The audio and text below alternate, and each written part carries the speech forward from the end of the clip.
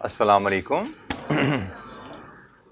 अच्छा जी, कैफ 3 में हमने अपनी डिस्कशन स्टार्ट की थी पहले चैप्टर से, introduction to cost and management accounting, और उसमें हमने कॉस्ट क्लासिफिकेशन, जो बहुत ही एक अहम कह लें अंडरलाइंग कॉन्सेप्ट है कॉस्ट अकाउंटिंग का, इसमें जो टर्म्स, जो क्लासिफिकेशन हम पढ़ रहे हैं, ये बार बार आप समझें जिस तरह किसी भी ज़बान के हरूफ तहजी अल्फ़ाबेट्स होते हैं ना, तो समझे ये हमारी कॉस्ट अकाउंटिंग की ज़बान के अल्फ़ाबेट्स हैं। हर बात बात पे कभी मटेरियल लेबर एक्सपेंसेस की टर्म यूज़ होगी, कभी production non production selling admin की टर्म हमारे सामने आएगी, कभी आगे भी हमने चीज़ें पढ़नी हैं, ये बार बार ये टर्म्स इस्तेमाल होनी है इंशाअल्लाह ताला। तो हम सबसे पहले हम इन्हीं टर्म्स की अंडरस्टैंडिंग से ही अपनी डिस्कशन स्टार्ट कर रहे हैं, चूंकि ये हमारी बेस बनने वाली हैं लैंग्वेज की। हम ये बेस समझ पाएंगे तो ही कॉस्ट अकाउंटिंग के सब्जेक्ट्स को हम जब पढ़ रहे होंगे, डिस्कस कर रहे होंगे, तो ही हम बेहतर अंदाज में इन चीज़ों को साथ लेके चल पाएंगे। तो कल हमने कॉस्ट क्लासिफिकेशन में किसी बिजनेस की कॉस्ट को तकसीम करने के क्या डिफरेंट वेज हो सकते हैं, क्या डिफरेंट तरीके हो सकते हैं, उन पे बात शुरू करते हुए क्लासिफिकेशन बाय एलिमेंट हमने पढ़ा था कि हम किसी भी बिजनेस की टोटल कॉस्ट की डिटेल अगर हमें दी जाए, उसके हम 3 हिस्से कर सकते हैं by element, material, labour and other expenses में।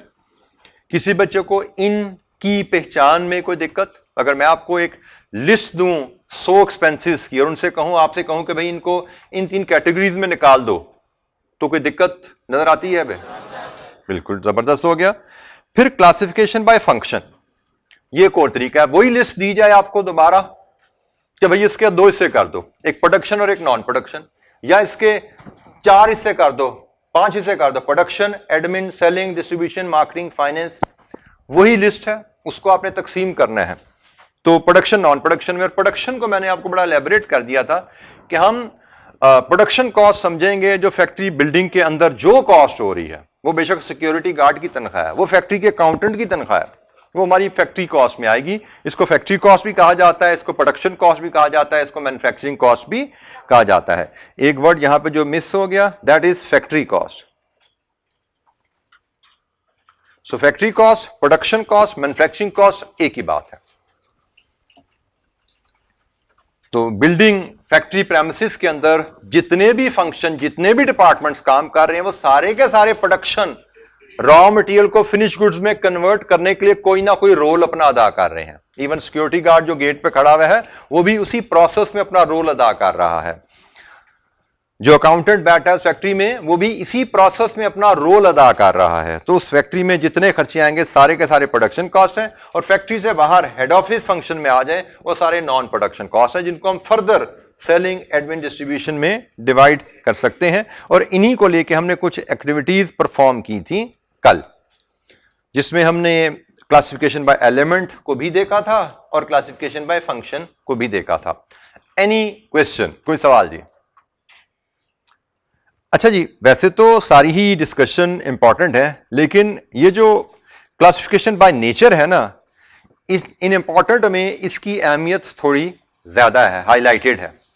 कॉस्ट अकाउंटिंग के कॉन्टेक्स्ट में, कॉस्ट अकाउंटिंग के कॉन्टेक्स्ट में इस डायरेक्ट कॉस्ट की, direct cost and indirect cost, ये 2 हिस्से होते हैं जी। दोनों हम साइड बाय साइड डिस्कस कर रहे होंगे, क्योंकि डेफिनेशन तो स्लाइड्स में अलग नजर आ रही है, लेकिन एक्सप्लेन करने का अंदाज बड़ा सिंपल है। जैसे मैंने कहा भाई, जो कॉस्ट मटेरियल नहीं है, लेबर नहीं है, वो क्या है? Other expenses.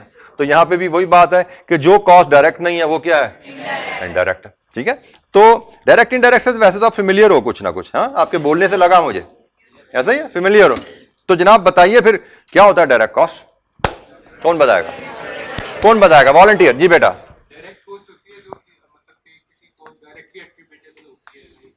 अगर कोई लेबर है किसी चीज की को कस्टमाइज करने की, असेंबली के लिए इस्तेमाल, डायरेक्ट उसके साथ इन्वॉल्व होता है। मैंने एसी रिपेयर करवाया, एसी की रिपेयर पे इसका कंप्रेसर बदला है मैंने, ये कॉस्ट है। पहली बात, this is a cost, business cost है, इस कॉलेज की कॉस्ट है। कंप्रेसर चेंज हुआ, this is college cost. Is it a direct cost?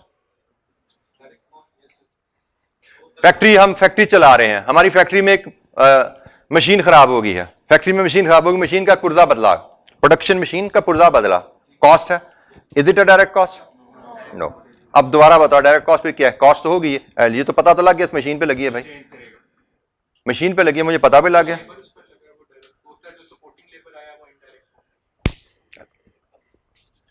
इसका मतलब थोड़ी सी, ये कोई और बच्चा इसको मजीद इलैबोरेट करना चाहे, बेहतर। जी बेटा।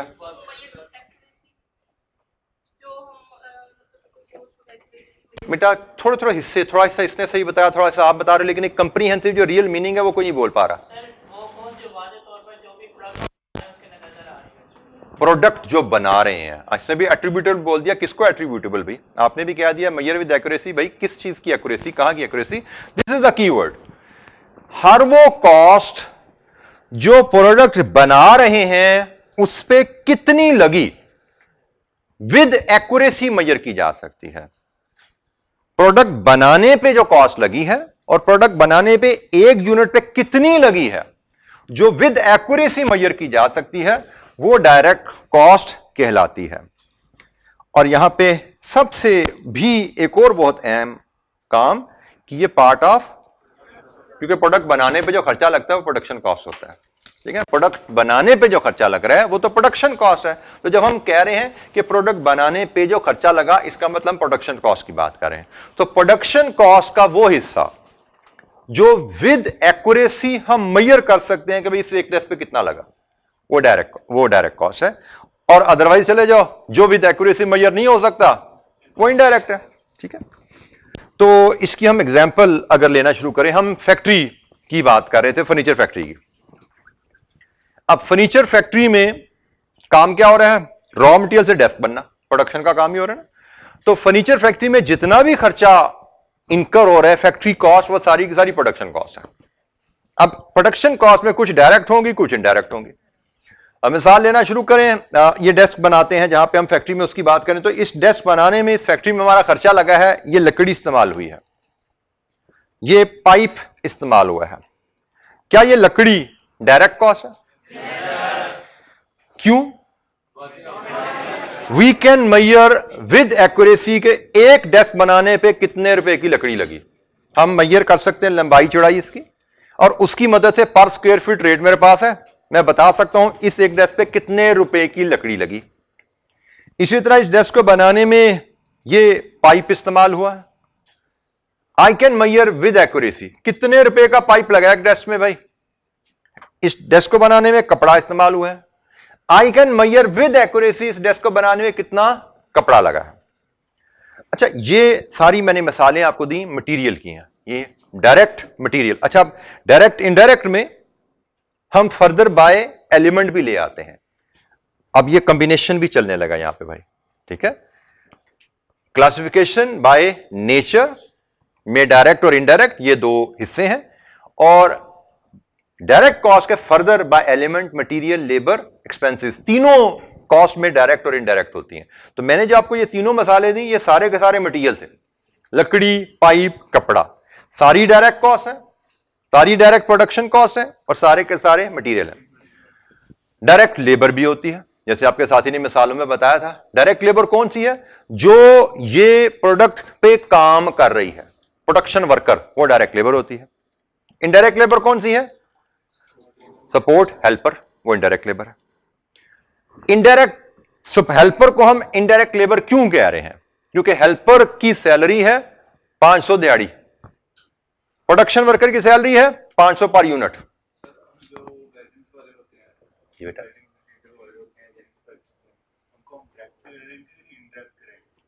बेटा मैं दोबारा मैं बोलता हूं, जो वर्कर प्रोडक्ट बना रहा है, प्रोडक्ट बना रहा है खुद, जैसे इस डेस्क की बात करें, जो इस डेस्क के कटिंग में इन्वॉल्व है, जो इस डेस्क की असेंबली में इन्वॉल्व है, जो इस डेस्क की फिनिशिंग में इन्वॉल्व है, जो प्रोडक्ट बनाने में इन्वॉल्व है, वो डायरेक्ट वर्कर है। और जो वर्कर प्रोडक्ट बनाने वाले को हेल्प कर रहा है, जो प्रोडक्ट नहीं बना रहा है, जैसे क्लीनर है, फैक्ट्री की सफाई करता है, छोटा होता टूल पकड़ा भाई, फलानी चीज पकड़ा भाई, वो खुद नहीं बना रहा, वो बनाने वाले को हेल्प कर रहा है। सिक्योरिटी गार्ड है, वो भी वर्कर है ना, फैक्ट्री का वर्कर ही है। अकाउंटेंट है, वो भी फैक्ट्री का वर्कर है। ये सारे इनडायरेक्ट है। लेकिन प्रोडक्शन वर्कर है, जो प्रोडक्ट बना रहा है, वो डायरेक्ट है, उसकी सैलरी डायरेक्ट लेबर, हेल्पर की salary indirect labour, security guard की सैलरी इनडायरेक्ट लेबर। आप बेटा कुछ बोल रहे थे? पेंटर्स क्या काम करते हैं?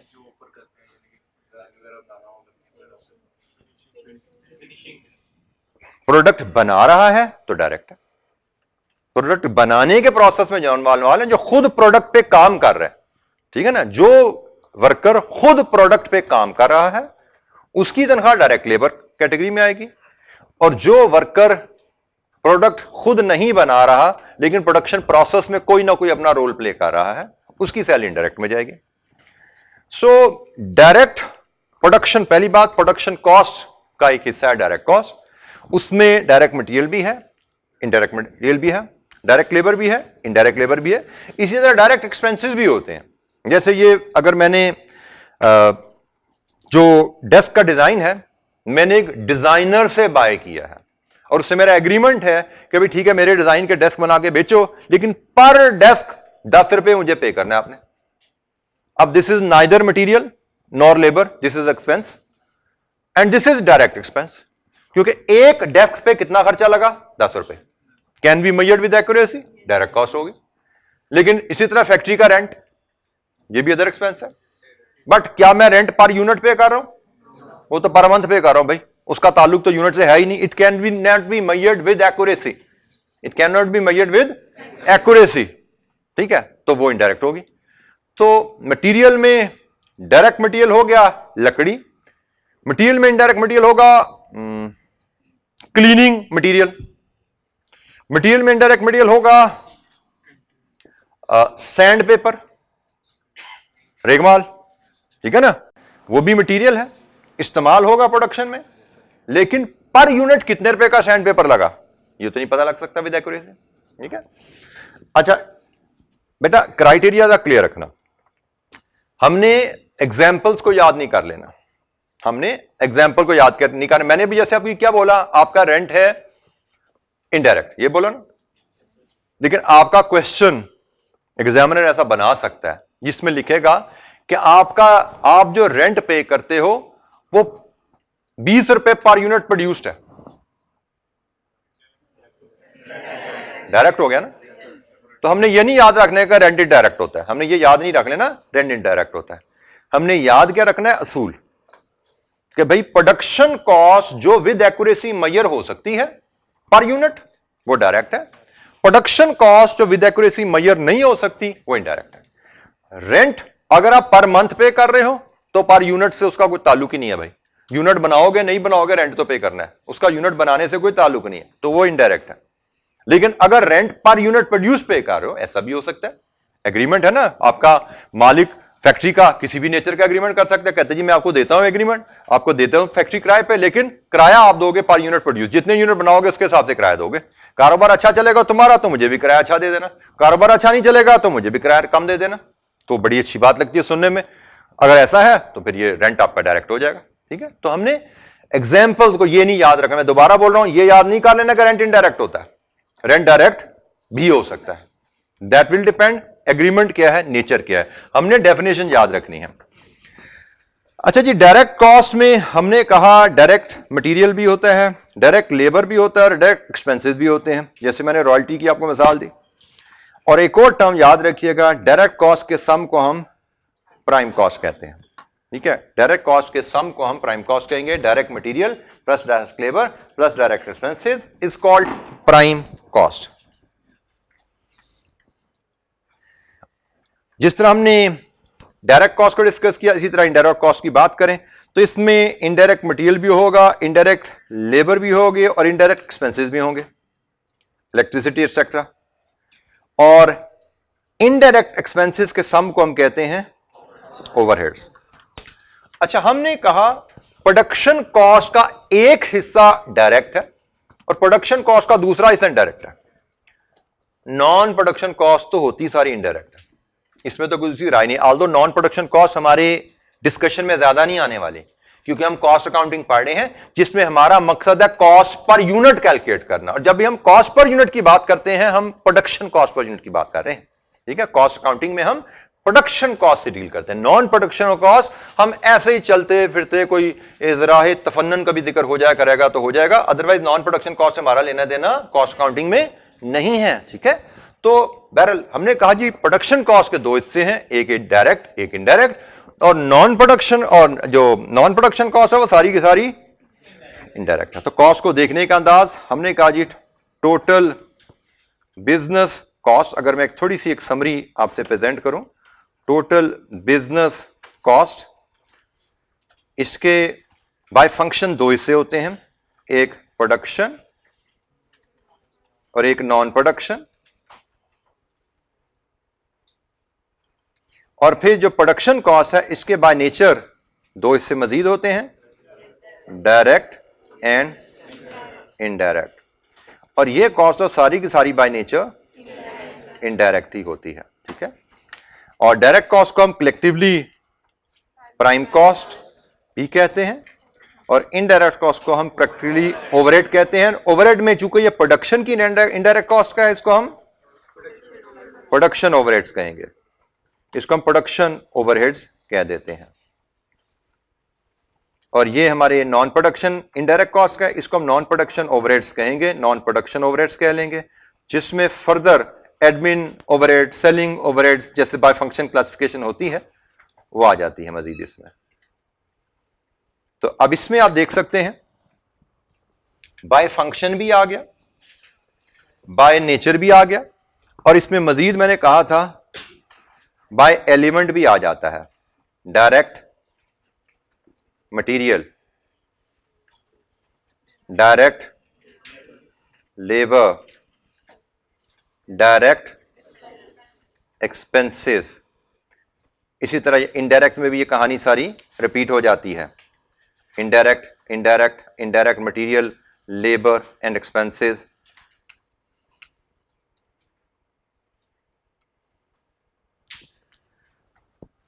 ठीक है जी।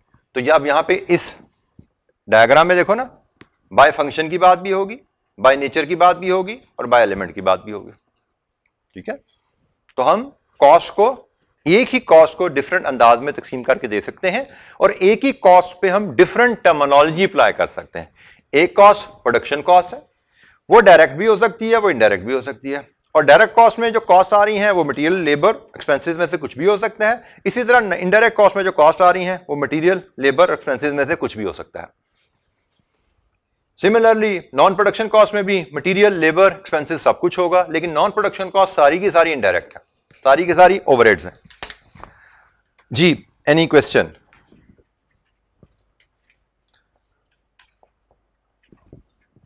जी बेटा। जो लेबर प्रोडक्ट बना रही है और जो उनको सुपरवाइज कर रहा है, तो सुपरवाइज डायरेक्ट में जाएगा, इनडायरेक्ट? सुपरवाइजर इनडायरेक्ट में जाता है, क्योंकि हमने बड़ी क्लियर डेफिनेशन की, जो वर्कर प्रोडक्ट बना रहा है, खुद बना रहा है, ठीक है, जो खुद बना रहा है वो डायरेक्ट है। सुपरवाइजर खुद नहीं बनाता, सुपरवाइजर प्रोडक्ट बनाने वालों को देखता है कि काम ठीक कर रहे हैं भाई, टाइम जाया तो नहीं कर रहे, indirect. Factory manager indirect, factory का सिक्योरिटी गार्ड इनडायरेक्ट, फैक्ट्री का स्टोर कीपर इनडायरेक्ट, ठीक है जी। Any other question? मजीद एग्जांपल्स अभी हम इसकी भी एक्टिविटीज करते हैं। ये जैसे लीजिए जी, हमारे पास इसी की एक्टिविटीज आ गई हैं। Which of the following would be classed as indirect labour? MCQs हमारे सिलेबस में नहीं है, हमें टेस्ट नहीं होने, लेकिन जरा लर्निंग के लिए, कॉन्सेप्ट को समझने के लिए हम इस पे बात कर रहे हैं। तो बताइए जनाब, इनमें से कौन सा इनडायरेक्ट वर्कर है? कौन सा जी? स्टोर। अच्छा जी, ये इनडायरेक्ट वर्कर है, बाकी डायरेक्ट वर्कर है, उन पे भी बात कर लेते हैं। बाकी डायरेक्ट वर्कर क्यों है भाई? तो मुझे बताओ, ये डायरेक्ट वर्कर क्यों है? एक बच्चा हाथ खड़ा करके बता। जी बताएं। बिल्डिंग, क्योंकि बिल्डिंग कंपनी की प्रोडक्ट क्या है? बिल्डिंग कंपनी की प्रोडक्ट बिल्डिंग है। बिल्डिंग बनाने में प्लास्टर कौन है? दीवार पे जो प्लास्टर करता है, वो बिल्डिंग बनाने में खुद अपने हाथ से बिल्डिंग बना रहा है, तो ये डायरेक्ट वर्कर हो गया। ये तो store assistant in a factory store, ये तो प्रोडक्ट पे काम नहीं करता, इसका तो काम है मटेरियल को रिसीव करना और मटेरियल को इशू करना, ठीक है। स्टोर असिस्टेंट जो होता है, स्टोर्स में मटेरियल रखे जाते हैं, रॉ मटेरियल है, ठीक है, वो स्टोर में रखा जाएगा। तो स्टोर असिस्टेंट का काम है मटेरियल को रिसीव करना, उसका रिकॉर्ड रखना, मटेरियल को इशू करना, उसका रिकॉर्ड रखना। अगला चैप्टर जो हम पढ़ेंगे उसमें हम इस पे मजीद बात करेंगे। वैसे तो आप इन्वेंटरी वैल्यूएशन में ये प्रोसेस थोड़ा पढ़ के आए हुए हैं। तो अगला चैप्टर हमारा इन्वेंट्री वैल्यूएशन का ही है, जो आपकी प्रीवियस स्टडी की थोड़ी रिवीजन होगी और थोड़ी सी उसमें कोई नई बातें भी सिखाई जाएंगी कॉस्ट के रेफरेंस से। तो ये तो फॉर श्योर इनडायरेक्ट है। असेंबली वर्कर जो प्रोडक्ट असेंबली कर रहा है, ये डायरेक्ट वर्कर है। ऑडिट क्लर्क इन अकाउंटेंसी फर्म, ये सर्विस ऑर्गेनाइजेशन है। जिस तरह प्रोडक्ट मैन्युफैक्चरिंग ऑर्गेनाइजेशन में उसकी प्रोडक्ट बनाने वाला वर्कर डायरेक्ट वर्कर होता है, इसी तरह सर्विस ऑर्गेनाइजेशन में सर्विस देने वाला वर्कर डायरेक्ट वर्कर होता है। मैन्युफैक्चरिंग ऑर्गेनाइजेशन में हम प्रोडक्ट की कॉस्ट मेजर करते हैं, सर्विस ऑर्गेनाइजेशन में हम सर्विस की कॉस्ट मेजर करते हैं। अकाउंटेंसी फर्म ऑडिट सर्विस देती है और ऑडिट सर्विस देने में जो टीम इन्वॉल्व होती है, जिसके कल को जाके इंशाअल्लाह आपने भी मेंबर बनना है। नॉर्मली हमारे आर्टिकल स्टूडेंट हम उसको कहते हैं, लेकिन अक्सर इंटरनेशनली एक audit clerk is a commonly use term for trainee students जो सीए फर्म में जाते हैं। तो ऑडिट क्लर्क की एक टीम होती है जिसमें सीनियर लोग होते हैं, जिसमें सेमी सीनियर्स होते हैं, जिसमें जूनियर्स होते हैं। It's a team of audit clerks जो कि एंगेज की जाती है, असाइन की जाती है किसी भी क्लाइंट को ऑडिट सर्विस देने के लिए, supervised by managers and partners. तो कंप्लीट एक हायरार्की में लोग काम करते हैं ऑडिट में। तो ऑडिट क्लर्क जो खुद जाके ऑडिट प्रोसेस में ग्राउंड वर्क कर रहा है, ऑडिट सर्विस प्रोवाइड कर रहा है, तो he is also a direct worker. तो जनाब हमारे पास इनडायरेक्ट वर्कर सिर्फ एक है। डायरेक्ट कॉस्ट आर, इनमें से डायरेक्ट कॉस्ट कौन सी हैं? A cost which can be identified with a cost centre but not a cost unit. क्या ये डायरेक्ट कॉस्ट है? Why no? बेटा कॉस्ट सेंटर का मतलब पता है आपको? डिपार्टमेंट, बिल्कुल ठीक है। कॉस्ट सेंटर का मतलब होता है डिपार्टमेंट। तो और कॉस्ट यूनिट से मुराद होती है प्रोडक्ट। कॉस्ट यूनिट से मुराद होती है प्रोडक्ट, ठीक है। ये टर्मिनोलॉजी साथ साथ हम सीखते जाएंगे। तो उसने कहा जी एक कॉस्ट जो कि डिपार्टमेंट, किस डिपार्टमेंट का खर्चा है ये तो हमें पता है, लेकिन किस प्रोडक्ट का खर्चा ये नहीं पता। तो क्या ये डायरेक्ट होगी? ये तो इनडायरेक्ट होगी, क्योंकि हमने तो कहा डायरेक्ट कॉस्ट की डेफिनेशन क्या है कि वो खर्चा किस यूनिट पे लगा है ये हमें पता हो। और वो कह रहा है नहीं भाई, किस यूनिट पे लगा है ये नहीं पता हमें। तो अगर किस यूनिट पे खर्चा लगा ये नहीं पता तो वो डायरेक्ट नहीं हो सकता, ये तो इनडायरेक्ट है। Cost which can be identified with a single cost unit और कॉस्ट सेंटर, डायरेक्ट। अब ये जुमला ठीक था अगर बात यहां पे खत्म हो जाती।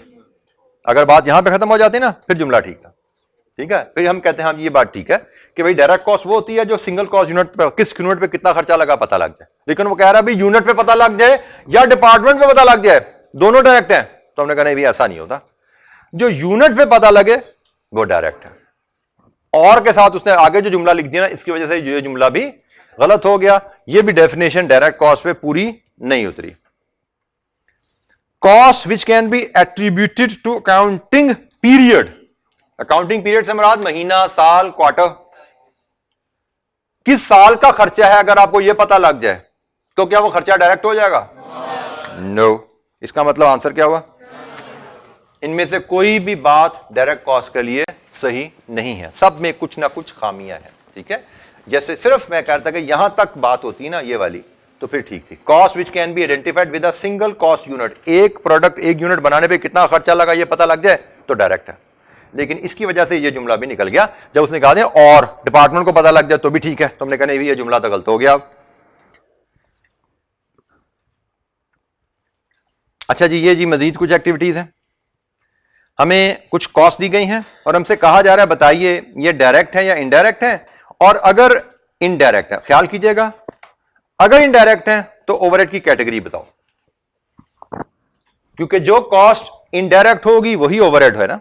जो कॉस्ट तो डायरेक्ट है वो तो ओवरहेड है ही नहीं, ठीक है। तो जो कॉस्ट इनडायरेक्ट है वो ओवरहेड है, और ओवरहेड है तो वो प्रोडक्शन के भी हो सकते हैं, सेलिंग के भी हो सकते हैं, एडमिन के भी हो सकते हैं। तो ये कैटेगरी ऑफ ओवरहेड सम्राट production overhead, selling overhead, admin overhead, finance overhead जो भी है वो बताना है। तो जनाब one by one, production supervisor की सैलरी, दिस इज इनडायरेक्ट। कोई बात बेटा समझ ना आए पूछनी है, ऐसी मजमे के शोर से घबरा नहीं जाना कि साहब ने बता दिया मुझे पता नहीं लगा तो गड़बड़ होगी, कुछ ऐसा नहीं होता। हमारे यहाँ पे बड़े माशाल्लाह बैठे हैं, सोचे समझे बगैर आवाज नारा लगा देते हैं। ठीक है, तो कभी घबराना नहीं, कोई चीज समझना है हाथ खड़ा कर देना, मुझे नहीं समझ इनडायरेक्ट क्यों है, मुझे नहीं समझ आया डायरेक्ट क्यों है। ठीक है, आई एक्सप्लेन। तो प्रोडक्शन सुपरवाइजर की सैलरी इनडायरेक्ट है, इनडायरेक्ट है तो ओवरहेड बन गई, तो ओवरहेड है तो कौन सा ओवरहेड है? Production overhead. बिल्कुल ठीक है जी, ये प्रोडक्शन ओवरहेड्स हो गए। अकाउंट्स मैनेजर सैलरी,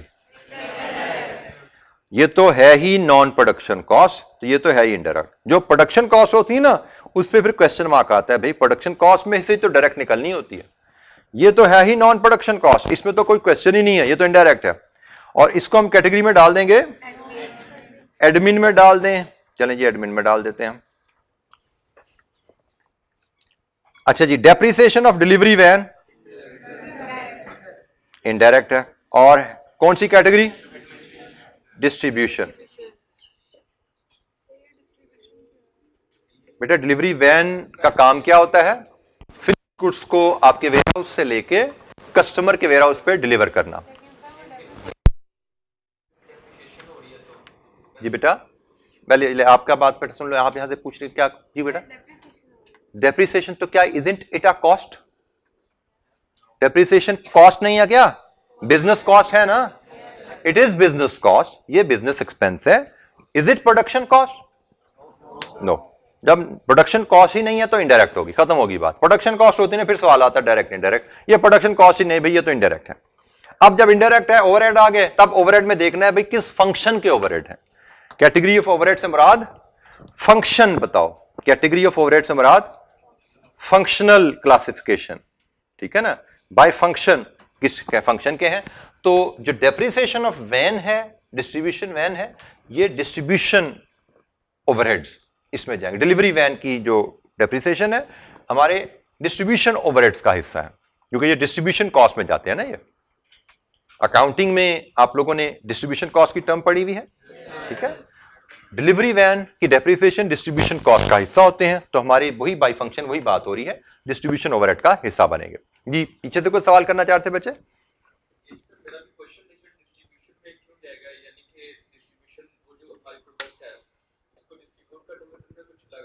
बेटा डिलीवरी वैन किस मकसद के लिए रखी जाती है, किस मकसद के लिए इदारे के पास है, कहां पे इस्तेमाल होती है? डिस्ट्रीब्यूशन के लिए। डिलीवरी वैन ली ही गई है डिस्ट्रीब्यूशन फंक्शन के लिए, कि हम डिस्ट्रीब्यूट करना चाहते हैं अपनी फिनिश प्रोडक्ट को कस्टमर को, उस मकसद के लिए डिलीवरी वैन। तो डिस्ट्रीब्यूशन के लिए जो भी खर्चा होगा वो डिस्ट्रीब्यूशन कॉस्ट में जाएगा ना। डिलीवरी वैन हमारी डिस्ट्रीब्यूशन में इस्तेमाल होती है और डिलीवरी वैन की डेप्रिसिएशन डिस्ट्रीब्यूशन कॉस्ट का ही हिस्सा है। ठीक है, अच्छा जी, depreciation of plant and equipment, this is indirect. Indirect है। अच्छा यहां पे मैं चलिए आपसे सवाल जरा पूछते हैं, अब आपको कितना मतलब डायरेक्ट इनडायरेक्ट का पता है। डेप्रिसिएशन के मेथड्स काफी पढ़े होंगे आपने, कौन कौन से?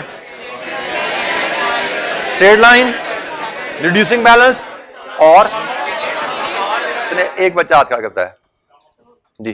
Straight line, WDV method, sum of digits method, आर्स मेथड और production method. Production units method. चलिए अब मेरा सवाल आपसे है, डेप्रिसिएशन अगर हमारा स्ट्रेट लाइन है तो इनडायरेक्ट है, समझ आ गई।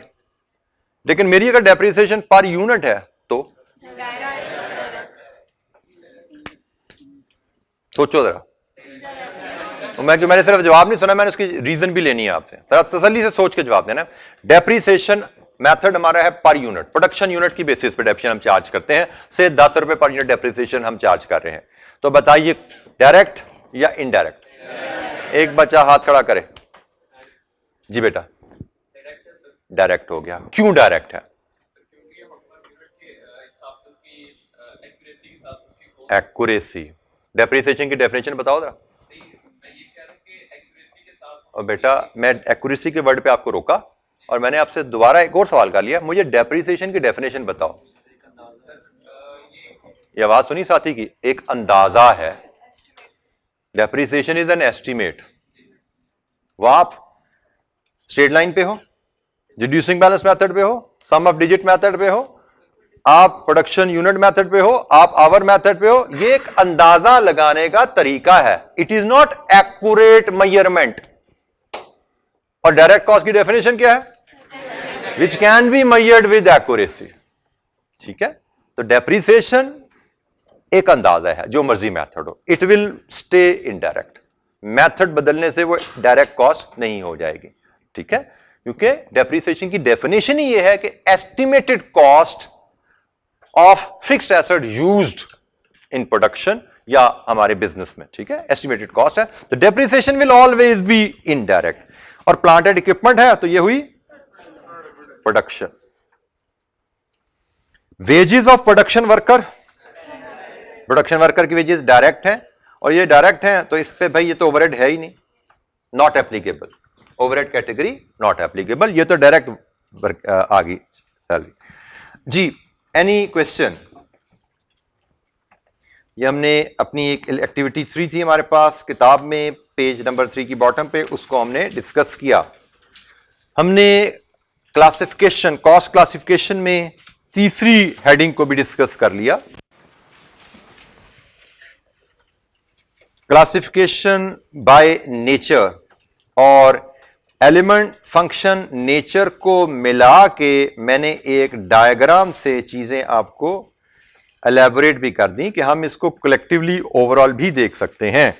टोटल कॉस्ट को बाय फंक्शन और प्रोडक्शन कॉस्ट को बाय नेचर, और फिर बाय नेचर जो डायरेक्ट इनडायरेक्ट है इसको बाय एलिमेंट मजीद तकसीम किया जा सकता है. इसको हम इस अंदाज में भी देख सकते हैं. और ये आगे चल के हमें मल्टीपल क्रॉस करके अंदाज में हमें अंडरस्टैंडिंग हमारी टेस्ट की जाने वाली है. सवालों में हमें क्लियरली इन चीजों की अंडरस्टैंडिंग रहनी चाहिए. 2-3 दफा आप इसको देखोगे तो आसानी से आपके ध्यान में सारी डेफिनेशन और सारा रिलेशनशिप बैठना शुरू हो जाएगा. एक ही कॉस्ट को आप मल्टीपल अंदाज से देख सकते हैं. अच्छा जी, लास्ट क्लासिफिकेशन हमारी क्लासिफिकेशन बाय बिहेवियर. इसमें भी कुछ टर्म से आप यकीनन फेमिलियर रहे होंगे.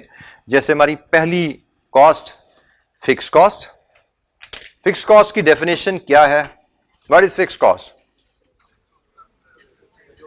यार सारी बातें तूने नहीं बतानी, किसी और को भी मौका देना मैंने. जी बेटा.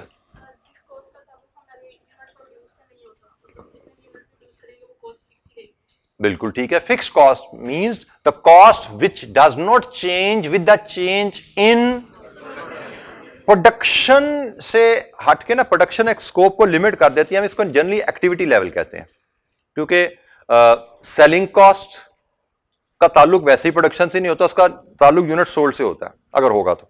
ठीक है, तो प्रोडक्ट सेलिंग कॉस्ट में भी फिक्स और वेरिएबल होती हैं और प्रोडक्शन कॉस्ट में भी फिक्स और वेरिएबल है. तो जिससे हमने कहा फिक्स कॉस्ट कौन सी है? जिसका ताल्लुक प्रोडक्शन से नहीं है, तो ये प्रोडक्शन की फिक्स कॉस्ट होगी. सेलिंग की फिक्स कॉस्ट कौन सी है? जिसका ताल्लुक यूनिट सोल्ड से नहीं है. इसका ऑपोजिट क्या है? Variable cost. प्रोडक्शन की वेरिएबल कॉस्ट क्या है? जिसका ताल्लुक यूनिट प्रोड्यूस से है. और सेलिंग की वेरिएबल कॉस्ट क्या है? जिसका ताल्लुक यूनिट सोल्ड से है. तो जनरली हम इसलिए लेवल ऑफ एक्टिविटी कह देते हैं. ऐसी कॉस्ट जिसका ताल्लुक लेवल ऑफ एक्टिविटी से नहीं है, मतलब लेवल ऑफ एक्टिविटी के उतार चढ़ाव से कॉस्ट नहीं बदलती, तो वो फिक्स कॉस्ट है. और ऐसी कॉस्ट जिसका ताल्लुक लेवल ऑफ एक्टिविटी से है, लेवल ऑफ एक्टिविटी के उतार चढ़ाव से वो कॉस्ट बदल जाती है, तो वो वेरिएबल है. इन दोनों को भी हम साइड बाय साइड डिस्कस कर लेते हैं. फिक्स कॉस्ट की मिसाल अगर हम लें, हमारी फैक्ट्री का रेंट. फैक्ट्री का रेंट है 1 lakh per month. 1 lakh per month है तो ये फिक्स है. हम 1 यूनिट बनाए, 2 बनाए, 4 बनाए, 10 बनाए, 100 बनाए, 1 लाख पर मंथ. ये ग्राफिकल रिप्रेजेंटेशन है. हमारी total fix cost does not change with the change in activity. मैं 0 यूनिट बनाऊं तब भी मुझे 1 लाख किराया देना है. मैं 100 यूनिट्स बनाऊं तब भी मेरा किराया 1 लाख ही रहेगा. मैं 200 यूनिट बनाऊं तब भी मेरा किराया 1 लाख ही है. ये फिक्स कॉस्ट की ग्राफिकल रिप्रेजेंटेशन है. अगर मेरी फिक्स कॉस्ट से मुराद मेरा मंथली रेंट है, उसका ताल्लुक यूनिट प्रोड्यूस से नहीं होता. यूनिट्स नहीं बनाया, 0 है तो भी 1 लाख देना पड़ रहा है.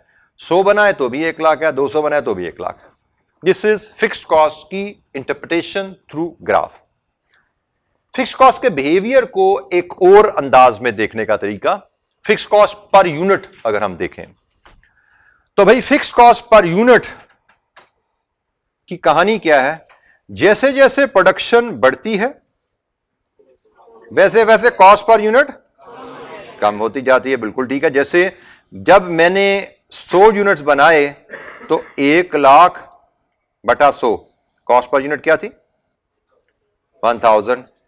और जब 200 यूनिट बनाए तो 1,00,000 फिक्स कॉस्ट तो वहीं की वहीं खड़ी है, यूनिट 200 बनाए तो कॉस्ट पर यूनिट 500। ये जनाब cost per unit, fix cost per unit का बिहेवियर आ गया। फिक्स कॉस्ट पर यूनिट जैसे जैसे प्रोडक्शन बढ़ती है वैसे वैसे फिक्स कॉस्ट पर यूनिट कम होती जाती है। ठीक है। ये हमने आगे चल के ना मैनेजमेंट अकाउंटिंग भी पढ़नी है, कॉस्ट अकाउंटिंग हम पढ़ रहे हैं ऑलरेडी, इसी की बेस बना रहे हैं। तो ये बिहेवियर हमें पता होने चाहिए। अगर ये बिहेवियर हमें पता नहीं होते तो हम कॉस्ट अकाउंटिंग, मैनेजमेंट अकाउंटिंग के जो डिफरेंट कैलकुलेशंस हैं, जो डिफरेंट कॉन्सेप्ट्स हैं, उनको बेहतर अंदाज में अंडरस्टैंड और अप्लाई नहीं कर पाते। ठीक है। तो ये हमें याद रखना है। फिक्स कॉस्ट क्या है, उसका बिहेवियर क्या है टोटल कॉस्ट में, और पर यूनिट में उसका बिहेवियर क्या है। फिक्स कॉस्ट की एग्जांपल हमने ली रेंट, फैक्ट्री का रेंट। फिक्स कॉस्ट की मजीद एग्जांपल हम लेना चाहें तो सुपरवाइजर की सैलरी। फिक्स कॉस्ट की मजीद एग्जांपल लेना चाहें तो फैक्ट्री मैनेजर की सैलरी। ये सारी फिक्स कॉस्ट की मिसालें हैं। इनका ताल्लुक यूनिट प्रोड्यूस से, यूनिट सोल्ड से नहीं होता। वेरिएबल कॉस्ट डेफिनेशन तो हम डिस्कस कर चुके हैं कि भाई वो कॉस्ट जो जिसका ताल्लुक यूनिट से है, ज्यादा यूनिट बनाएंगे ज्यादा खर्चा, कम यूनिट बनाएंगे कम खर्चा। जैसे लकड़ी, ज्यादा डेस्क बनाओगे लकड़ी ज्यादा इस्तेमाल होगी, कम डेस्क बनाओगे लकड़ी कम इस्तेमाल होगी। जैसे प्रोडक्शन वर्कर की सैलरी, ज्यादा यूनिट बनाओगे पर यूनिट 500 देते हो तनख्वाह, ज्यादा तनख्वाह देनी पड़ेगी। कम यूनिट बनाओगे कम तनख्वाह देनी पड़ेगी। ठीक है। अच्छा, यहां पे फिर मैं वो बात कर दूं, रेंट अगर पर मंथ है तो फिक्स है, रेंट पर यूनिट हो जाएगा वेरिएबल हो जाएगा। तो हमने ये नहीं याद रख लेना कि रेंट फिक्स होता है, हमने डेफिनेशन याद रखनी है कि भाई कॉस्ट का ताल्लुक यूनिट्स ऊंच नीच होने से कॉस्ट बदलती है या नहीं बदलती। हमने इस पे जज करना है क्योंकि एग्जामिनर यही चीजें आपकी कॉन्सेप्ट टेस्टिंग है ही ये कि एक ही कॉस्ट को कभी वो फिक्स बता देगा कभी वो वेरिएबल दे देगा। अगर तो आप कॉन्सेप्ट के साथ सोच के चल रहे हो तो आप समझ पाओगे। अगर सोचे समझे बगैर रेंट को याद किया जी रेंट फिक्स होता है, क्योंकि 90% केसेस में 95% केसेस में रेंट फिक्स ही आने वाला है, लेकिन 5% केसेस में रेंट वेरिएबल भी आ सकता है। तो वहीं पे आपकी चैलेंज आना है, वहीं पे एग्जामिनर ने आपको टेस्ट करना है। तो इसलिए हमेशा कॉन्सेप्ट को ध्यान में रखो। कोई भी कॉस्ट आपके सामने आए आपने डेफिनेशन पे आ जाना, डेफिनेशन क्या है, इस डेफिनेशन के मुताबिक हम देखेंगे और आगे चलेंगे इंशाअल्लाह। हमारे सामने कई सवाल आया करेंगे और मैं आपको बार बार असूल अप्लाई करना सिखाऊंगा। हमने असूल को याद रखना है, एग्जाम्पल को नहीं याद रख लेना। ठीक है। Rent is an example, rent की मैंने आपको मिसाल दी है फिक्स कॉस्ट समझाने के लिए। रेंट असूल नहीं है। असूल क्या है, ये जो लिखा हुआ है भाई, प्रोडक्शन के उतार चढ़ाव से, एक्टिविटी के उतार चढ़ाव से कॉस्ट बदलती है या नहीं बदलती, ये असूल है फिक्स्ड और वेरिएबल का।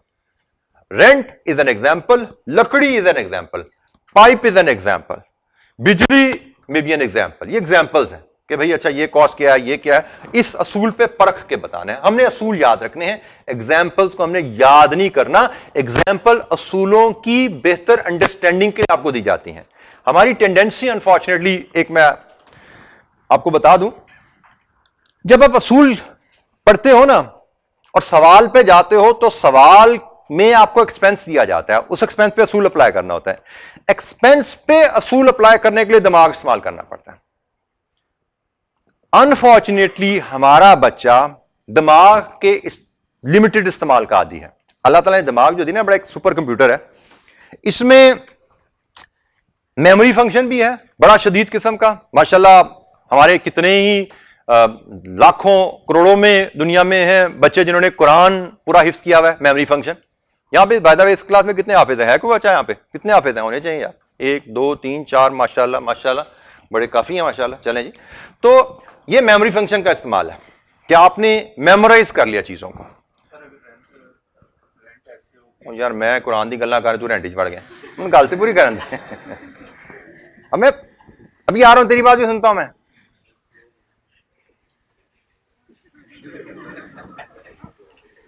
अच्छा, एक सौ कहा था हमारे एक बड़े सीनियर प्रोफेशनल कलीग होते थे कि आप एक बात कर रहे हो, बीच में एक कोई दूसरा बच्चा बात कर दे या कोई कुलीग बात कर दे तो कहते हैं कि आपने मेरी ट्रेन ऑफ थॉट डिस्टर्ब कर दी। अब मैंने एक जुमलों के ना फ्लो आ रहा था मेरे दिमाग में, जिन्हें बोलना था, तो तूने उसमें वो डंडी घुसा दिया, जो पहिया रुक गया मेरा। अब मुझे दोबारा सोचना पड़ेगा मैं बात क्या कर रहा था। अच्छा जी, मैं दिमाग के फंक्शंस की बात कर रहा था। अल्लाह ताला ने हमें दिमाग में मल्टीपल सुपर कंप्यूटर दिया है। एक फंक्शन इसका बहुत ज्यादा अहम, जिसको हम बहुत वाइडली यूज करते हैं, वो मेमोरी का फंक्शन है। लेकिन एक और फंक्शन जिससे हम बच के भागते हैं वो प्रोसेसिंग का फंक्शन है। जिस तरह कंप्यूटर में एक प्रोसेसर होता है, एक हार्ड डिस्क होती है, तो दिमाग में भी हार्ड डिस्क भी है मेमोरी के लिए, प्रोसेसर भी है सोच के मसले का हल निकालने के लिए। हमारी अनफॉर्चुनेटली एक प्रॉब्लम रही है कि हम जितनी स्टडी करते आए हैं शुरू से, हमारी वो स्टडी मेजॉरिटी रटा बेस्ड रही है। उस रटा बेस्ड सिस्टम में आप you become used to using your memory function a lot, और जो प्रोसेसिंग का सोचने वाला फंक्शन है उसको बहुत कम इस्तेमाल करने के आदी होते हैं। सीए में ये बैरियर आपने तोड़ना होता है। आपको मेमोरी फंक्शन इस्तेमाल करना है, यानी कि हमने उसको इस्तेमाल नहीं करना, उसको भी हमने इस्तेमाल करना है, लेकिन उसके साथ साथ हमने प्रोसेसिंग के फंक्शन को, सोचने के काम को भी एक्टिवेट करना है। वो सेल्स भी अपने दिमाग के थोड़े से हिलाने हैं कि हमें सोचने की आदत पड़े। तो मुझे जो एक बड़ा, स्पेशली मेरे सब्जेक्ट जो कैफ 3 है, इसमें बहुत ज्यादा प्रोसेसिंग फंक्शन का इस्तेमाल आने वाला है। कैफ 6 पढ़ोगे उसमें भी प्रोसेसिंग फंक्शन बहुत ज्यादा है। बीएफडी में जाओगे वो तो आप समझो बहुत ज्यादा प्रोसेसिंग फंक्शन, मेमोरी और कम हो जाती है। जैसे जैसे आगे चलते जाओगे प्रोसेसिंग, सोचने का काम बढ़ता जाता है। हमारे बच्चों की टेंडेंसी रहती है कि वो सोचने के काम से जान छुड़ाना चाहते हैं, क्योंकि उनको सोचने की आदत शुरू से ज्यादातर बच्चों को नहीं होती। ज्यादातर बच्चों को आदत होती है याद करो और उसको अप्लाई कर दो। तो आपने बेटा इस माइंडसेट को ब्रेक करना है। अगर आप सीए स्टडीज में स्मूथली जाना चाहते हो, इसको आपको ब्रेक करना पड़ेगा। मतलब हमने शॉर्टकट्स लगा के, रट्टे लगा के सवालों को हल नहीं करना। जो मैंने आपको भी थोड़ी देर पहले बात किया कि एग्जाम्पल्स को याद नहीं कर लेना है। एग्जाम्पल्स आपको याद करने के लिए नहीं दी जा रही, एग्जाम्पल्स आपको दी जा रही हैं कॉन्सेप्ट्स को समझने के लिए।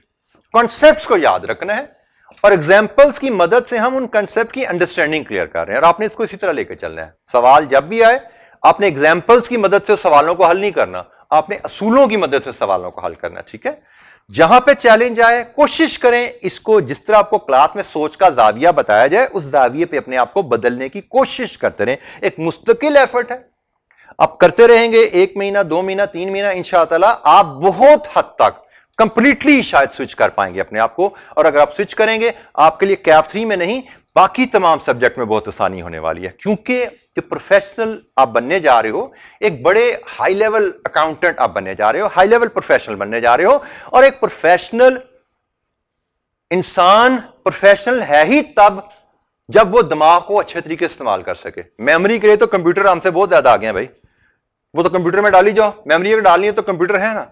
इंसान क्यों आगे है कंप्यूटर से? कंप्यूटर बना रहा है इंसान, क्यों? क्योंकि वो दिमाग इस्तेमाल करना जानता है। तो ये चीज बेटा आपको भी सीखनी है as an accountant, as a finance professional, as an auditor, as a tax expert. आप जितना अच्छा दिमाग इस्तेमाल कर पाओगे उतना बेहतर प्रोफेशनल बनोगे, और जितना आपका अच्छा दिमाग इस्तेमाल होगा उतनी ज्यादा आपकी रिकॉग्निशन और तरक्कियां आपको मिलेंगी। ठीक है, अकाउंटेंट भी नालायक होते हैं, ऐसा नहीं कि चार्ट अकाउंट बन के तो सारे हीरे होते हैं। कुछ ऐसे चार्ट अकाउंट भी बन जाते हैं जो रट्टे लगा लगा के ही चार्ट अकाउंट बन जाते हैं, but then they don't progress, वो फिर आगे नहीं जा पाते। मे भी 100 में से 10, 15, 20 लोग ऐसे होते हैं जो रट्टे लगा लगा के 5 साल का काम 15 साल में कर लेते हैं, लेकिन सीए कर जाते हैं, टाइम भी ज्यादा लगाते हैं और आगे तरक्की भी नहीं कर पाते। तो इंशाअल्लाह अगर आप अपनी सोच बदलोगे तो सीए होगा भी ऐसे आपका इंशाअल्लाह, और इंशाअल्लाह आगे आपका ग्रोथ ट्रैक भी बहुत अच्छा रहेगा। तो ये जो चेंज आएगा इसको रेजिस्ट नहीं करना, इसको आपने एम्ब्रेस करना है। आपको लगेगा कि मैं आपको क्या, जैसे आपने पहले पढ़ते आए हो, मैं उससे हटने की बात कर रहा हूं, तो ये हटना आपके लिए बहुत अच्छा है। सिर्फ इस सब्जेक्ट के लिए नहीं, पूरे सीए के लिए बहुत अच्छा होगा। ठीक है बेटा, इंशाअल्लाह जहां पे चैलेंज लगे, नहीं भी ये चेंज कोई हजम नहीं हो रही, मुझसे पूछिए, मुझसे हेल्प मांगिए, मुझसे क्लास के बाद मिलिए। ठीक है, ग्रुप में, व्हाट्सएप में मुझसे राब्ता कीजिए, I will try to help you out, but don't resist the change. That change is very very necessary. अब आप बोल बेटा, तू तो शर्मिंदा ही हो गया या तू दुखी हो गया, ऐसा नहीं। अब तू बोल, तेरी ट्रेन ऑफ थॉट डिस्टर्ब हो गया। ऐसा नहीं करता है। बोलो बोलो, मैं इंतजार कर रहा हूँ, याद करो क्या सवाल था। रेंट अगर पर यूनिट कर देंगे बेटा, अगर रेंट पर यूनिट है तो इसका मतलब हमारा रेंट कॉस्ट का ताल्लुक है यूनिट प्रोड्यूस से। अब असूल देख लो ना, असूल क्या है, जो कॉस्ट यूनिट्स कम या ज्यादा होने से कम ज्यादा हो जाएगी वो वेरिएबल है। तो रेंट अगर पर मंथ है तो यूनिट कम बनाओ ज्यादा बनाओ, रेंट तो वहीं का वहीं खड़ा है ना। ये फिक्स कॉस्ट का ग्राफ है ना, यूनिट कम बनाओ ज्यादा बनाओ, रेंट वहीं का वहीं खड़ा है। यूनिट ना बनाओ फिर भी रेंट वहीं है, फिक्स कॉस्ट, ठीक है। लेकिन ये वेरिएबल कॉस्ट की मिसाल है। यूनिट जीरो बनाओ तो रेंट भी जीरो। अगर रेंट पर यूनिट है आपका, यूनिट जीरो तो रेंट भी जीरो। यूनिट 100 तो रेंट बढ़ गया, यूनिट 200 रेंट और बढ़ गया, ठीक है। तो रेंट वेरिएबल हो गया। इसलिए मैंने कहा था मिसाल नहीं याद रखनी, rent is an example. Rent की पेमेंट का तरीकाकार क्या है, पर मंथ है तो फिक्स्ड है, रेंट पर यूनिट है तो वेरिएबल है, ठीक है। तो ये वेरिएबल कॉस्ट का ग्राफ है। आपने यूनिट बनाने हैं तो खर्चा होना है, यूनिट नहीं बनाने तो खर्चा नहीं होना। जैसे लकड़ी है, डेस्क बनाओगे तो लकड़ी इस्तेमाल होगी, डेस्क नहीं बनाओगे लकड़ी इस्तेमाल नहीं होगी। पाइप है, डेस्क बनाओगे पाइप इस्तेमाल होगा, डेस्क नहीं बनाओगे पाइप इस्तेमाल नहीं होगा। लेकिन रेंट पर मंथ, डेस्क बनाओ तब भी लगेगा, डेस्क ना बनाओ तब भी लगेगा। फैक्ट्री सुपरवाइजर की सैलरी डेस्क बनाओ ना बनाओ लगनी है। फैक्ट्री प्लांट की डेप्रिसिएशन डेस्क बनाओ ना बनाओ चार्ज होनी है, ठीक है। अच्छा, वेरिएबल कॉस्ट का बिहेवियर एक और है कि variable cost per unit, variable cost per unit same रहती है। पर यूनिट सेम मतलब एक डेस्क पे अगर 100 की लकड़ी लगी है तो दूसरे पे भी 100 की लगनी है, तीसरे पे भी 100 की लगनी है, चौथे पे भी 100 की लगनी है।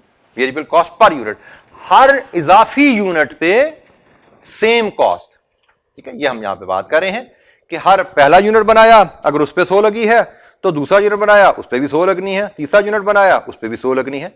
Variable cost per unit constant रहती है। Fixed cost and variable cost, ये बाय द वे ये दोनों टर्म से आप फेमिलियर थे ना पहले, नहीं तो नहीं थे, इससे भी फेमिलियर हो। सेमी वेरिएबल जी बेटा, डेप्रिसिएशन क्या है, फिक्स्ड है या वेरिएबल है, ये एक अच्छा सवाल है। डेप्रिसिएशन पे अगर हम जाएं मेथड पे, डेप्रिसिएशन का ताल्लुक जुड़ता है मेथड के साथ। स्ट्रेट लाइन है, रिड्यूसिंग बैलेंस है, ठीक है। इन दोनों का ताल्लुक यूनिट से नहीं है, ये तो फिक्स्ड रहेगी। लेकिन डेप्रिसिएशन को आप ले जाओ पर यूनिट पे या पर आवर पे तो इसका ताल्लुक एक्टिविटी से जुड़ गया, इसका ताल्लुक एक्टिविटी से जुड़ गया तो फिर ये आपकी वेरिएबल कॉस्ट में क्लासिफाई हो जाएगी, ठीक है। तो डेप्रिसिएशन का ताल्लुक फिक्स्ड है या वेरिएबल है, ये डिपेंड करेगा पॉलिसी डेप्रिसिएशन की क्या आपकी, ठीक है। डेप्रिसिएशन पे आगे चल के भी हमने दोबारा बात करनी है, एक आगे को हमारा 5वां 6ठा चैप्टर, उसमें जाके मजीद इस पे डिस्कशन हमारी होगी, बट फिलहाल मेथड पे डिपेंड करेगा जी। Any other question? आपने बताया कि जो वेरिएबल कॉस्ट है वो पर यूनिट सेम रहती है, तो क्या हम यहाँ पे इन्फ्लेशन के इफेक्ट तो नहीं देख रहे? आपके साथी का सवाल है कि variable cost per unit same रहती है तो क्या यहाँ पे इन्फ्लेशन का इफेक्ट नहीं आएगा। यहाँ पे बेटा इन्फ्लेशन का इफेक्ट कॉस्ट अकाउंटिंग में नॉर्मली नहीं आएगा, क्योंकि कॉस्ट अकाउंटिंग में हम बात कर रहे होते हैं शॉर्ट टर्म की, अगले 1 महीने की, अगले 2 महीने की। अब अनफॉर्चुनेटली हमारी पाकिस्तान में रह के हमारी आदतें खराब हो गई हैं, हर 15 दिन 10 दिन बाद 2 दिन बाद कीमतें बदल जाती हैं। बट ग्लोबली जो इन्फ्लेशन का ट्रेंड है वो सालाना बेसिस पे असरअंदाज होता है, ठीक है। तो किताबों में एकेडमिक कॉन्सेप्ट यही है कि भाई अगर तो आप कोई डाटा बना रहे हो ना 1 साल से ज्यादा पीरियड का, तो उस पे तो इन्फ्लेशन के असर आएंगे। लेकिन यहां पे तो हम पीरियड की बात ही नहीं कर रहे, यहां पे तो हम बात कर रहे हैं भाई मैं से कौन सा महीना चल रहा है, मार्च, मैं मार्च के महीने में 1 यूनिट बनाऊं, 2 बनाऊं, 4 बनाऊं, 100 बनाऊं, मैं तो एक ही महीने में, एक ही हफ्ते में डिफरेंट यूनिट्स बनाऊं तो मेरी कॉस्ट क्या रहेगी, मैं उसकी बात कर रहा हूं। ठीक है, वो तो होता है ना भाई, मैं 2022 में प्रोडक्शन करूंगा तो कॉस्ट क्या आएगी, 2023 में करूंगा तो कॉस्ट क्या आएगी, 2024 में करूंगा तो कॉस्ट क्या आएगी। हम ये तो बात ही नहीं कर रहे, हम यहां पे तो बात कर रहे हैं भाई मैं मार्च 2024 में 100 यूनिट बनाऊं तो कॉस्ट क्या आती है, मार्च 2024 में 200 यूनिट बनाऊं तो कॉस्ट क्या आती है। यहां पर तो इन्फ्लेशन इन्वॉल्व ही नहीं हुई। ठीक है, इधर तो इन्फ्लेशन इन्वॉल्व नहीं है। तो बहरहाल ये तो मैंने आपको एक्सप्लेनेशन दे दी, लेकिन इस सब्जेक्ट के रेफरेंस से inflation is not our subject. Inflation कहीं पे जिक्र आने वाला ही नहीं है इसका। जी बेटा, economies of scale, yes, this is the relevant point. Economies of scale होता क्या वैसे?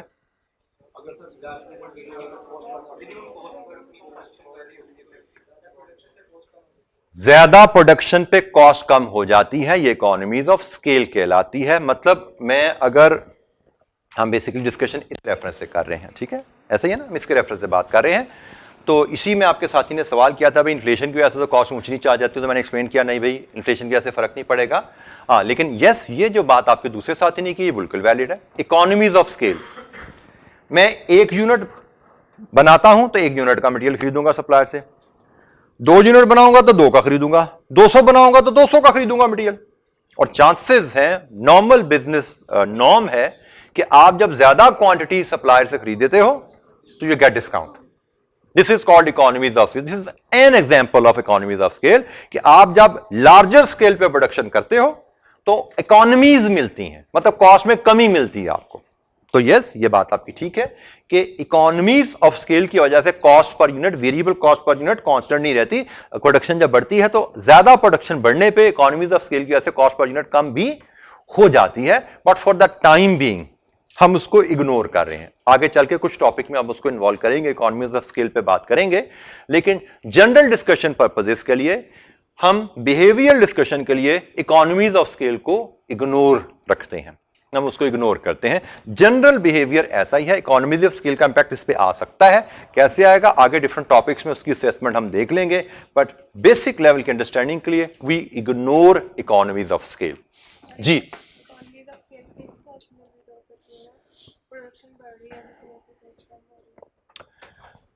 प्रोडक्शन बढ़ रही है तो कॉस्ट पर यूनिट कम होती जा रही है, बट ये भी एक example of economies of scale ही है। प्रोडक्शन बढ़ने से कॉस्ट पर यूनिट कम हो जाना, ये भी एक इकोनॉमीज ऑफ स्केल की ही एग्जांपल है। ठीक है, बिल्कुल ठीक है, यहां पे हम इसको जरूर कंसिडर कर रहे हैं। लेकिन जब हम बात करें वहां पे डिस्काउंट की, वेरिएबल कॉस्ट में जो इकोनॉमीज ऑफ स्केल आता है वो थ्रू डिस्काउंट आता है। ठीक है, यहां पे हमारा कोई खर्चा नहीं बदला, सिर्फ यूनिट्स बदल गए हैं। उधर यूनिट्स बदल रहे हैं तो खर्चा भी हमारा बदल रहा है। तो वो जो एस्पेक्ट है वो हम आगे चल के किसी और चैप्टर में उसको टच करेंगे। फॉर द टाइम बीइंग हम इसी assumption के साथ चलते हैं कि variable cost stage constant per unit. With this thing in mind, नहीं भी इसमें कुछ हमारी ऑब्जर्वेशंस है, रिजर्वेशन है, आगे चल के देख लेंगे, बट फॉर द टाइमिंग हमने यही याद किया कि variable cost per unit constant रहेगी with some reservation which will be addressed later. जी अच्छा जी, एक टर्म आई थी आपके सामने, सेमी वेरिएबल, जिसको आपने कहा जी इसको भी हम जानते हैं। तो सेमी वेरिएबल कौन सी कॉस्ट होती है? ऐसी कॉस्ट जिसका कुछ हिस्सा फिक्स्ड और कुछ हिस्सा वेरिएबल होता है। कॉस्ट को जानते हो तो इसकी मिसाल भी जानते होगे। मिसाल बिजनेस जी लाइफ से,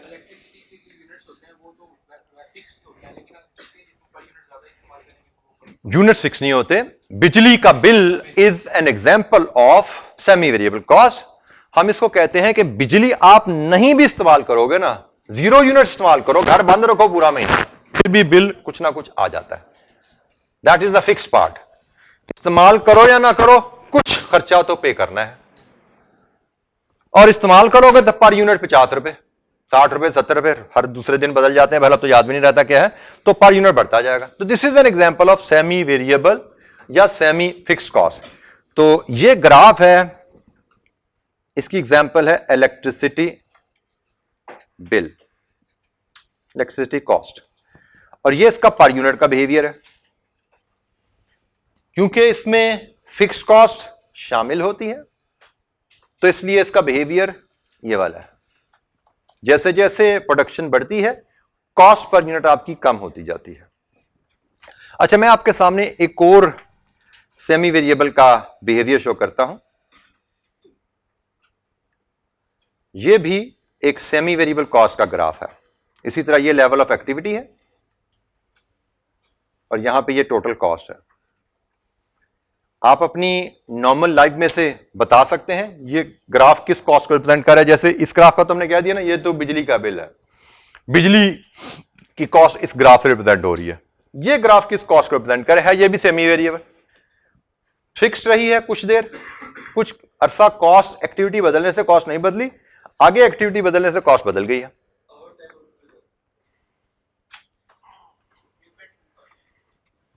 जी बेटा, टाइम अगर कोई वर्कर लगा रहा है तो मैं कह रहा हूं मुझे कॉस्ट, ये ओवर टाइम कॉस्ट है।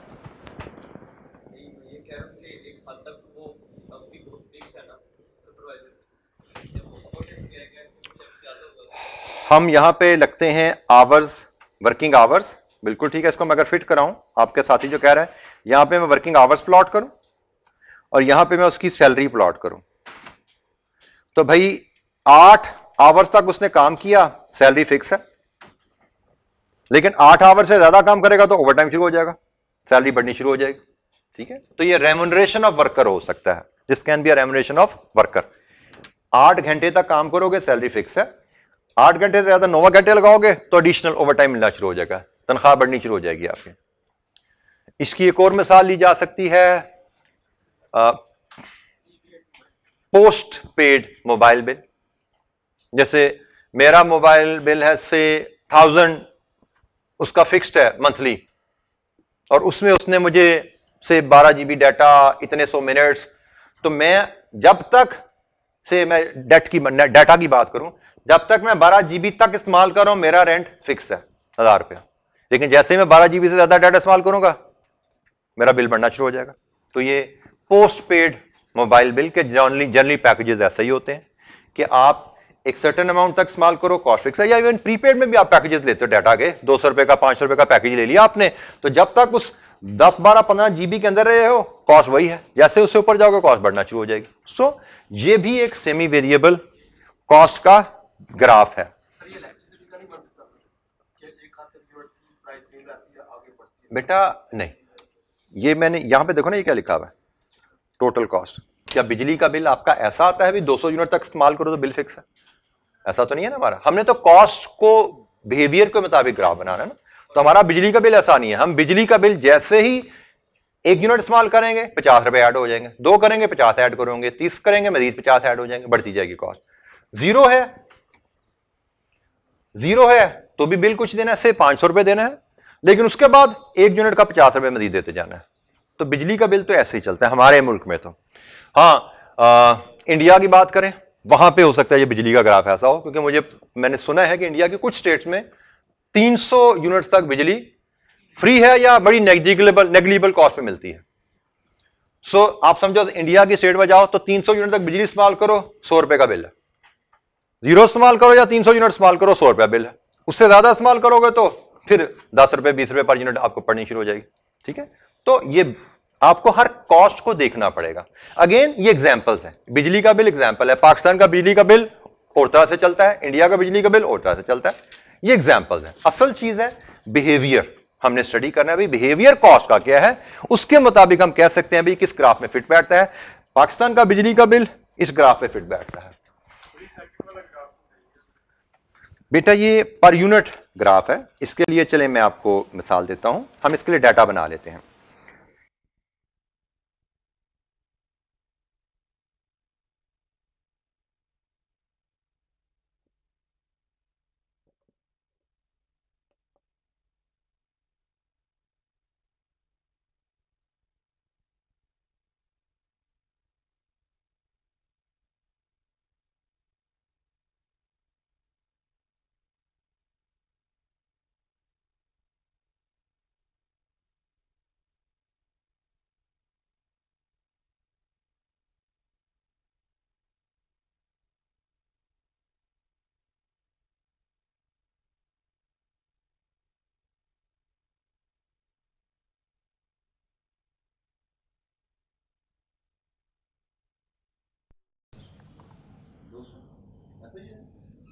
50 यूनिट कर लो तो टोटल कॉस्ट कितनी हो जाएगी, हमारी वेरिएबल कॉस्ट।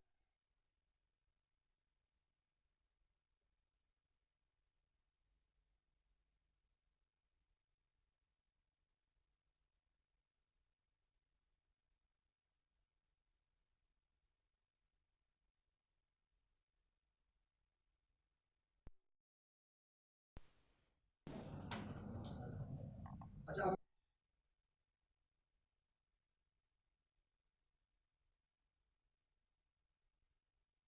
अब अगर मैं 1000 यूनिट काट दूं तो 1000 इंटू 100 1 लाख हो गया, 1 लाख जमा 1000, 1 लाख 1000, और पर यूनिट कितना हुई 101।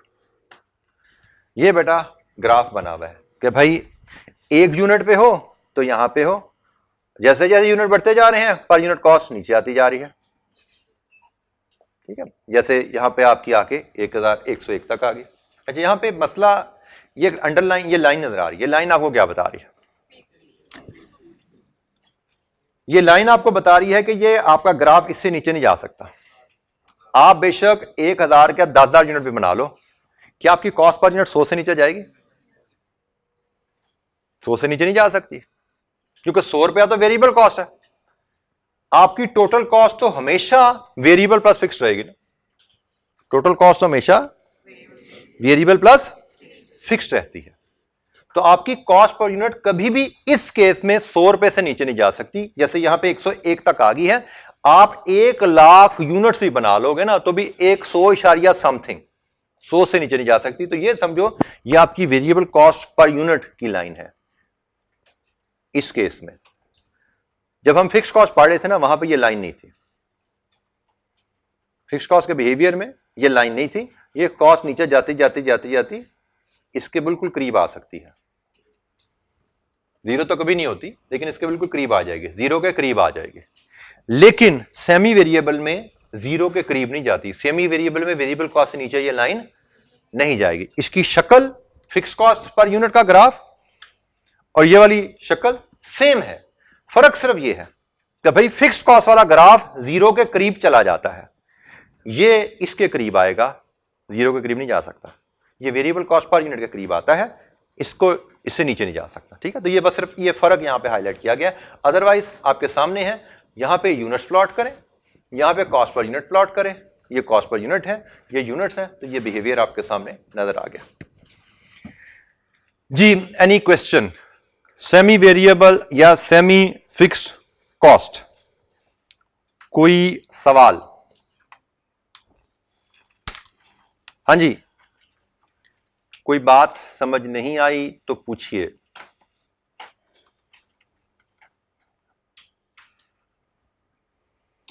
अच्छा जी, अभी इतना ही कॉस्ट क्लासिफिकेशन ऑफ बिहेवियर पे हमारी बात चल रही है। आगे भी हमारी एक कॉस्ट पे भी बात होनी है, स्टेप फिक्स कॉस्ट है, फिर आगे हाई लो मेथड है। हाई लो मेथड पढ़ा हुआ आपने? नहीं पढ़ा हुआ। चलें चलें, कुछ तो नया आने वाला है ना इंशाअल्लाह। तो कल हम इंशाअल्लाह इस डिस्कशन को खत्म करेंगे और इस चैप्टर का न्यूमेरिकल एस्पेक्ट है, हाई लो मेथड इस चैप्टर का न्यूमेरिकल एस्पेक्ट है, तो इंशाअल्लाह कल हम उस पर भी बात करेंगे। थैंक यू, अस्सलाम वालेकुम।